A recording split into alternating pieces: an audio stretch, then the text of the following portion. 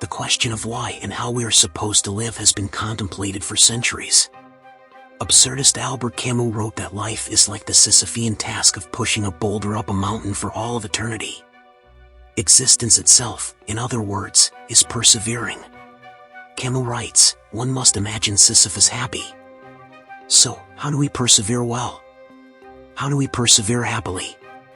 Thankfully, we can look to the Stoics. The Stoics not only wrote about how to persevere, they used Stoicism to persevere in the face of plagues, exiles, imprisonment, and wars. 1. Accept your fate. As mentioned before, hardship allows you to show your true character. So, embrace hardship. Love your fate. Embrace every single moment, even moments of hell. The chance of us existing is small, but here we are. The chances of that particular sperm fertilizing that particular egg were small. But here you are.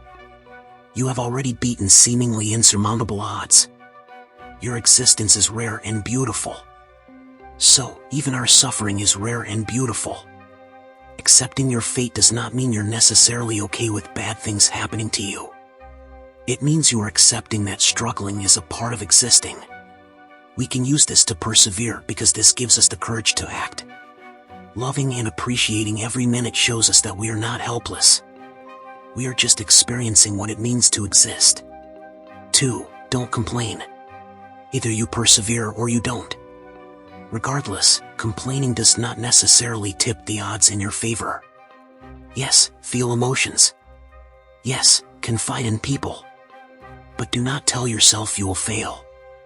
Do not tell anyone else you will fail. Don't tell anyone that this specific struggle will be the end of you. Complaining, in fact, makes it harder to endure. Marcus argues that you can endure anything by thinking it's endurable. If you allow yourself to complain, you're defeating yourself. You may be able to get through something by complaining, but that will not leave your good nature intact. To exercise virtue in the face of adversity, we must have control over our own minds. 3. Realize it's not the end of the world. Way harsh, but there's still a lesson here. Epictetus urges us to not take things personally. Things are not taken from you, but returned. After all, the entire universe existed before us and will exist after us. Likewise, we existed before our current struggle and will exist after it. In the final episode of BoJack Horseman, BoJack says, "Life's a bitch and then you die, right?" Diane responds, "Sometimes. Sometimes life's a bitch and then you keep living." We live despite and in spite of how much life sucks. Life won't always be suffering, but life is contingent on suffering. When we lose an opportunity, a loved one, or when life is just bad, the best thing to do is live virtuously no matter what. This difficulty will end. You will end. We can only control our response to that. 4. Don't just sit there and take it. Seneca is reminding us that we have some control over our lives. By putting off action, we are allowing our suffering to have full control. By working towards ending our suffering, we are regaining control. Persevering is active. We don't persevere by shutting down until it's over. We persevere by responding rationally to our hardships. We persevere by determining the most virtuous course of action. Persevere immediately. 5. Demand better, don't just want better.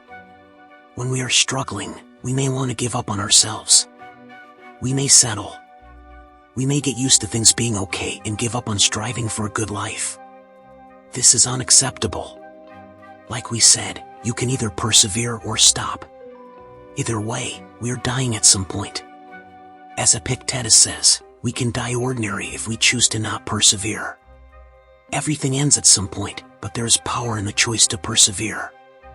A hardship can either end because we act to make it end or we die. We have some control over when our suffering ends. We must demand that we get through this hardship. Clean your room a little. Ask for better treatment. Advocate for yourself and take care of yourself. We cannot get used to suffering. We can accept the existence of suffering, but we still have to fight against it. Do not become complacent. 6. Stop torturing yourself. Perhaps our suffering is mostly self-inflicted. When difficulties arise, we sometimes take it personally. It's important to take accountability for actions that cause suffering, but you can do that without suffering. Instead of saying, "I lost my job because I'm lazy and stupid," you can say, "I lost my job because I did not meet the requirements for it." The difference between those two sentences is that one is reporting a judgment and the other is reporting a fact. We suffer less when we rationally map why things happen. Calling ourselves stupid for letting something happen does not solve the problem and makes us feel worse. Shit usually happens purely because shit happens. Taking it personally makes it harder to actively solve the problem. Recognizing that it is not 100% our fault can give us the courage to act. 7. Use your resources. We enter fight or flight mode when it gets tough. However, the good thing about being humans is that we have the ability to be rational. Don't go into survival mode. Take a breath and remember you have the opportunity to outwardly show your virtue. Not everything needs a reaction. Moreover, not everything needs an immediate reaction. While persevering is active, you can still take time to decide what to do. You do not need to react immediately unless it's life or death. Let it stew. If you like our content, let's meet in the comments.